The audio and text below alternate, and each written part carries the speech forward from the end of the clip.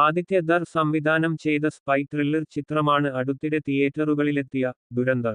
Box ഓഫീസിൽ മികച്ച പ്രകടനം കാഴ്ചവെക്കുന്ന ചിത്രം ഇതിനകം ആഗോള കളക്ഷനായി 1283 കോടിയിലധികം സ്വന്തമാക്കിയതായാണ് റിപ്പോർട്ട്.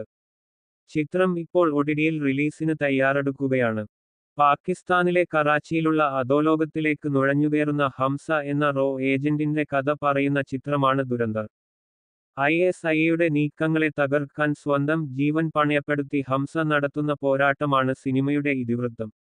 ബോളിവുഡ് സൂപ്പർ താരം രൺവീർ സിംഗ് നായകനായ ചിത്രത്തിൽ അക്ഷയ് ഖന്ന, സാറ അർജുൻ, അർജുൻ രാംപാൽ, സഞ്ജയ് ദത്ത്, ആർ.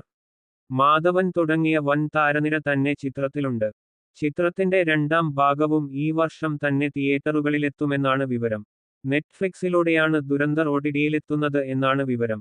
ചിത്രം ജനുവരി 30 മുതൽ സ്ട്രീമിംഗ് ആരംഭിക്കുമെന്നാണ് റിപ്പോർട്ടുകൾ സൂചിപ്പിക്കുന്നത്.